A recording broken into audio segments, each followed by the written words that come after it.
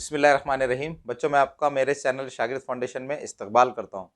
बच्चों, जैसे कि आप जानते हैं कि हम 5th क्लास स्कॉलरशिप मैथमेटिक्स पढ़ रहे हैं।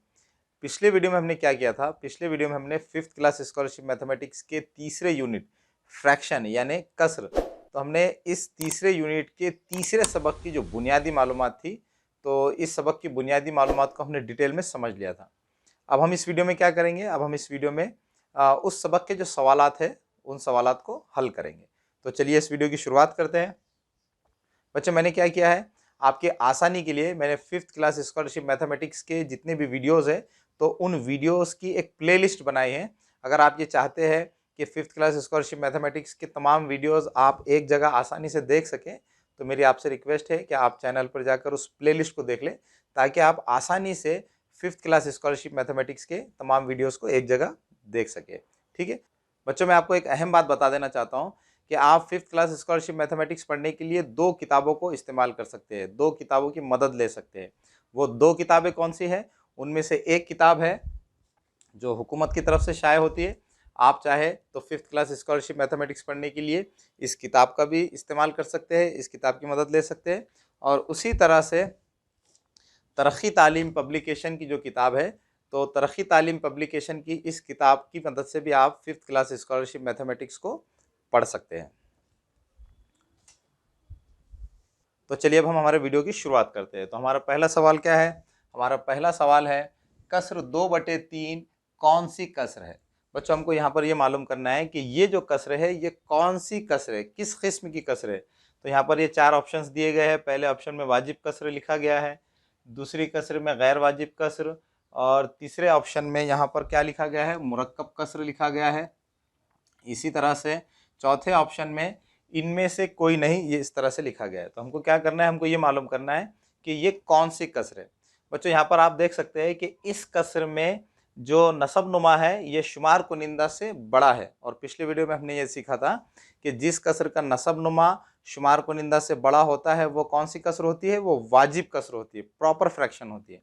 बच्चों, मैंने आपको पिछले वीडियो में ये भी बताया था कि वाजिब कसर और गैर वाजिब कसर को पहचानने का क्या शॉर्टकट है, उसकी क्या ट्रिक है। अगर आपने वो वीडियो नहीं देखा है तो आप उस वीडियो को देख ले। उसमें मैंने आपको एक शॉर्टकट बताया था जिसकी मदद से आप आसानी से कौन सी कसर वाजिब है और कौन सी कसर गैर वाजिब है ये मालूम कर सकते हैं। ठीक है, तो यहाँ पर बच्चों इस कसर का जो नसब नुमा है शुमार कुनिंदा से बड़ा है, इसलिए ये कसर कौन सी कसर कहलाएगी? वाजिब कसर, प्रॉपर फ्रैक्शन। तो इस तरह से पहले सवाल का करेक्ट ऑप्शन क्या होगा? Option number 1। अब हम क्वेश्चन नंबर 2 को देखेंगे। क्वेश्चन नंबर 2 में वो क्या कह रहे हैं कि कसर 3 सही 2/7 किस किस्म की कसर है। हमको यहाँ पर ये मालूम करना है कि ये जो कसर है, ये जो फ्रैक्शन है, ये किस किस्म की कसर है, किस किस्म की फ्रैक्शन है। ठीक है बच्चों, पिछले वीडियो में हमने ये भी देखा था कि ऐसी कसर जो गिनती के अदद और कसर से मिलकर बनती है उस कसर को क्या कहा जाता है? मुरक्कब कसर कहा जाता है, मिक्स्ड फ्रैक्शन कहा जाता है। तो यहाँ पर आप देख सकते हैं कि ये जो कसर है एक गिनती के अदद और एक कसर से मिलकर बनी है, इसलिए इस कसर को हम क्या कहेंगे? मुरक्कब कसर कहेंगे, मिक्स्ड फ्रैक्शन कहेंगे। तो इस तरह से सवाल नंबर 2 का करेक्ट ऑप्शन क्या होगा? Option number 2। अब हम क्वेश्चन नंबर 3 को देखेंगे। सवाल नंबर 3 में क्या कह रहे हैं? कसर 17/4 को मुरक्कब कसर में तहवील कीजिए। बच्चों, हमको यहाँ पर क्या करना है? इस गैर वाजिब कसर को मुरक्कब कसर की सूरत में तहवील करना है। बच्चों, पिछली वीडियो में हमने ये भी सीखा था कि किसी भी गैर वाजिब कसर को मुरक्कब कसर की सूरत में किस तरह से तहवील किया जाता है, किस तरह तब्दील किया जाता है। किसी भी गैर वाजिब कसर को मुरक्कब कसर की सूरत में तहवील करने के लिए क्या किया जाता है? शुमार कुनिंदा को नसब नुमा से तकसीम किया जाता है। तो यहाँ पर हमको क्या करना होगा? इस गैर वाजिब कसर को मुरक्कब कसर की सूरत में तहवील करने के लिए इस कसर का जो शुमार कुनिंदा है 17, उसको इस कसर के नसब नुमा से यानी 4 से तकसीम करना होगा। ठीक है, तो हम क्या करेंगे?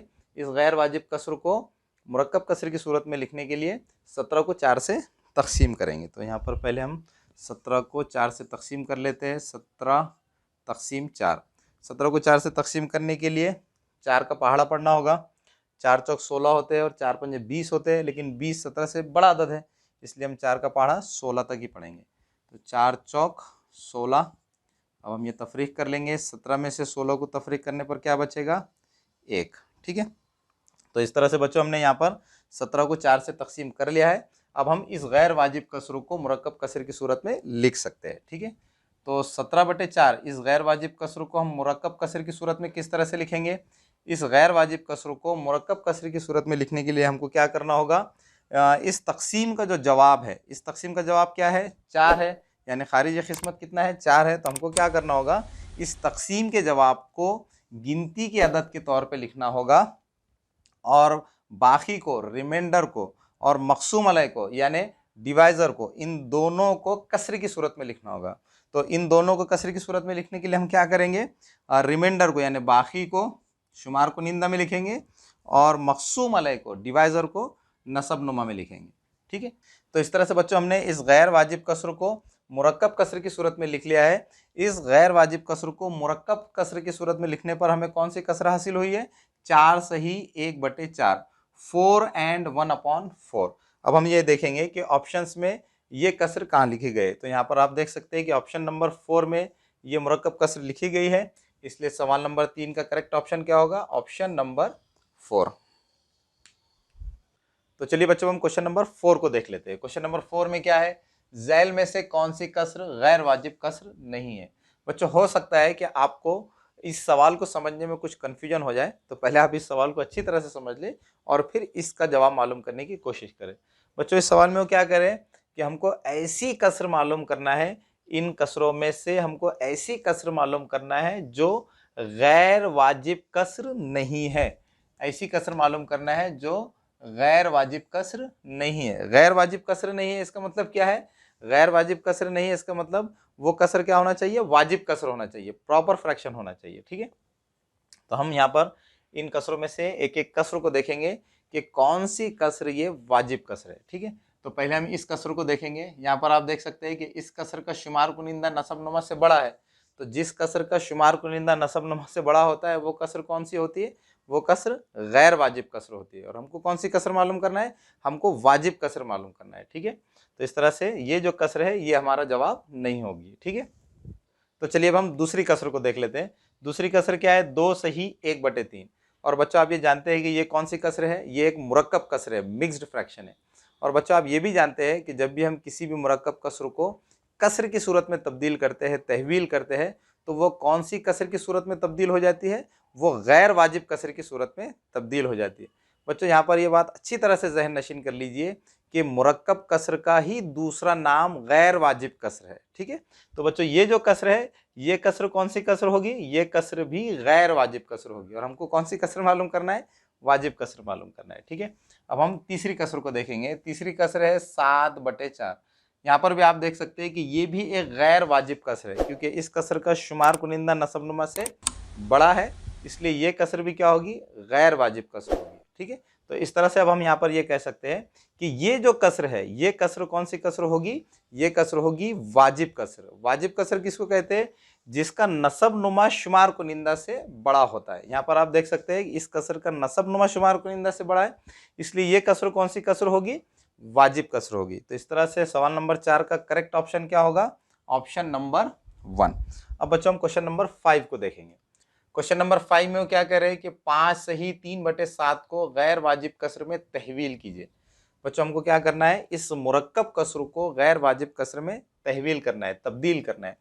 बच्चों पिछले वीडियो में मैंने आपको ये भी बताया था कि मुरक्कब कसर को गैर वाजिब कसर की सूरत में किस तरह से तहवील किया जाता है। तो हम वही ट्रिक यूज़ करके इस मुरक्कब कसर को गैर वाजिब कसर में तहवील करेंगे, तब्दील करेंगे। ठीक है, तो पहले हम इस मुरक्कब कसर को लिख लेते हैं। 5 सही 3/7। मुरक्कब कसर को गैर वाजिब कसर की सूरत में तहवील करने की ट्रिक क्या है? इसके लिए हम यहाँ इस गिनती की अदद से शुरुआत करेंगे और इस नसब नुमा तक जाएंगे और फिर नसब नुमा से शुमार कुनिंदा तक जाएंगे। ठीक है, और फिर हम 5 और 7 के दरमियान में ज़र्ब की अलामत लिखेंगे और ये नसब नुमा और शुमार कुनिंदा के दरमियान में जमा की अलामत लिखेंगे। ठीक है, तो इस तरह से हम इस मुरक्कब कसर को गैर वाजिब कसर की सूरत में तहवील कर सकते हैं। ठीक है, इस मुरक्कब कसर को गैर वाजिब कसर की सूरत में तहवील करने के लिए हमको क्या करना है? इस गिनती की अदद को नसब नुमा से ज़र्ब करना है और शुमार कुनिंदा को जमा कर देना है। ठीक है, जमा कर देना और नसब नुमा को जैसे के वैसे ही लिखना होगा। ठीक है, तो अब हमें कौन सी गैर वाजिब कसर हासिल होगी? पहले हम इनका ज़र्ब कर लेंगे। 5 7 35, 35 और 3 38, तो शुमार कुनिंदा में आ जाएगा 38 और नसबनुमा में आएगा 7। ठीक है, तो इस तरह से हमने यहाँ पर इस मुरक्कब कसर को गैर वाजिब कसर की सूरत में तहवील कर लिया है, तब्दील कर लिया है। इस मुरक्कब कसर को गैर वाजिब कसर की सूरत में तहवील करने पर हमें कौन सी गैर वाजिब कसर हासिल हुई? 38/7। ठीक है, तो इस तरह से सवाल नंबर 5 का करेक्ट ऑप्शन क्या होगा? Option number 3। तो चलिए अब हम क्वेश्चन नंबर 6 को देखेंगे। क्वेश्चन नंबर 6 में क्या कह रहे हैं? झैल में से कौन सी कसर बकिया 3 कसरों से अलग है? बच्चों हमको क्या करना है? हमको यहाँ पर यह देखना है कि इन चारों ऑप्शंस में जो 4 कसरें लिखी गई हैं, तो उन चारों कसरों में से कौन सी एक कसर है जो बाकी तीनों कसरों से अलग है। ठीक है, तो इसके लिए हम क्या करेंगे? पहले ऑप्शन में जो कसर लिखी गई है 7 सही 8/10, इसको देखेंगे। तो पहले ऑप्शन में कौन सी कसर है? 7 सही 8/10। इसको हम क्या करेंगे बच्चों? इस मुरक्कब कसर को हम गैर वाजिब कसर में तब्दील कर देंगे। मुरक्कब कसर को गैर वाजिब कसर में तब्दील करने के लिए क्या किया जाता है? इस गिनती के अदद को नसबनुमा से ज़र्ब किया जाता है और शुमार कुनिंदा को जमा किया जाता है। ठीक है, तो ये 7 दाहे 70 और ये 8 78 और नसबनुमा जैसे कि वैसे रहेगा 78/10। तो इस मुरक्कब कसर को गैर वाजिब कसर में तहवील करने पर कौन से गैर वाजिब कसर हासिल होंगी? 78/10। ठीक है, अब हम ऑप्शन नंबर 2 में जो कसर लिखी गई है उसको देखेंगे। ऑप्शन नंबर 2 में क्या लिखा गया है? 78/10। तो इसका मतलब क्या है?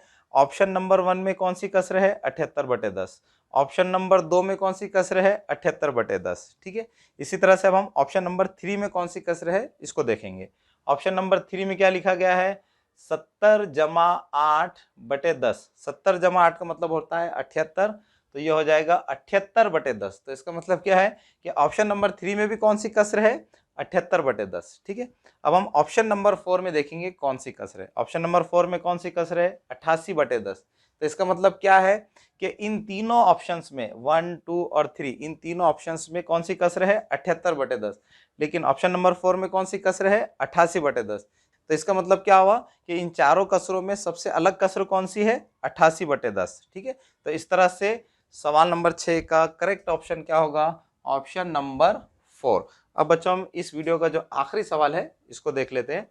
इस सवाल में हमको क्या करना है? इन दोनों मुरक्कब कसरों की मिक्स्ड फ्रैक्शंस की जमा करना है। ठीक है बच्चों, इन दोनों मुरक्कब कसरों के नसबनुमा आप देख सकते हैं कि सेम है। इस मुरक्कब कसर का नसबनुमा भी 7 है और इस मुरक्कब कसर का भी नसबनुमा 7 है। तो जिन कसरों के नसबनुमा सेम होते हैं तो हम उनकी जमा बहुत आसानी से कर सकते हैं। ठीक है, अब हम इन दोनों मुरक्कब कसरों की जमा किस तरह से करेंगे? इन दोनों मुरक्कब कसरों की जमा करने के लिए हमको क्या करना होगा? पहले मैं क्या करता हूँ, इन दोनों कसरों को यहाँ नीचे लिख लेता हूँ। 5 सही 3/7 जमा 6 सही 4/7। इन दोनों मुरक्कब कसरों के नसबनुमा सेम है, इसलिए हम इन दोनों मुरक्कब कसरों की जमा बहुत आसानी से कर सकते हैं। ठीक है, इसके लिए हमको क्या करना होगा? ये जो गिनती के आदाद है, इन दोनों मुरक्कब कसरों में जो गिनती के आदाद है हम उनकी अलग से जमा करेंगे और इन दोनों मुरक्कब कसरों में जो कसरे हैं उनकी जमा अलग से करेंगे। ठीक है, 3/7 जमा 4/7। ठीक है, अब हम इनकी जमा कर लेंगे। 5 और 6 कितने होते हैं? 11 जमा इन दोनों कसरों की जमा करना है तो नसबनुमा सेम होना चाहिए, तो नसबनुमा सेम है ही, तो अब हम इन दोनों कसरों की जमा आसानी से कर सकते हैं। कसरों की जमा किस तरह से की जाती है? कसरों की जमा में बच्चों कसरों की जमा किस तरह से की जाती है? कसरों की जमा करते वक्त सिर्फ शुमार कुनिंदा में जमा का अमल होता है और नसबनुमा को वैसे के वैसे ही लिखा जाता है। तो यहाँ पर इन दोनों कसरों के जो शुमार कुनिंदा है 3 और 4, इनमें जमा का अमल होगा। 3 और 4 ये 7 आ जाएंगे और नसबनुमा जैसे कि वैसे 7 आ जाएगा। ठीक है, तो इस तरह से इन दोनों कसरों की जमा करने पर क्या आ गया? 7/7। बच्चों 7/7 का क्या मतलब होता है? 7/7 का मतलब होता है 1। 7/7 का मतलब है 7 को 7 से तकसीम करना है। 7 को 7 से तकसीम करने पर क्या आएगा? 1 ही आएगा। आप जानते हैं कि किसी भी अदद को जब हम उसी अदद से तकसीम करते हैं तो जवाब क्या आता है? 1 आता है। ठीक है, तो यहाँ पर हम क्या कर सकते हैं? यहाँ पर हम 7/7 की जगह पे क्या लिख सकते हैं? 1 लिख सकते हैं। ठीक है, अब 11 जमा 1 कितने होंगे? 11 जमा 1 होंगे 12। ठीक है, तो इस तरह से इन दोनों मुरक्कब कसरों की जमा क्या आ गई है? 12। तो इस तरह सवाल नंबर 7 का करेक्ट ऑप्शन क्या होगा? Option number 3। तो इस तरह बच्चों हमने इस सबक के जो सवालात थे उनको डिटेल में समझ लिया है। मुझे पूरी उम्मीद है कि आपको इस सबक के जो सवालात है वो अच्छी तरह से समझ में आ गए होंगे। अब बच्चों आखिर में आपसे रिक्वेस्ट है कि अगर आप हमारे चैनल पर नए हैं तो हमारे चैनल को सब्सक्राइब कीजिए। अगर आपको हमारे वीडियोस पसंद आ रहे हैं तो हमारे वीडियोस को लाइक कीजिए और दूसरे बच्चों को भी शेयर कीजिए, ताकि आपकी तरह दूसरे बच्चों को भी फ़ायदा हो सके।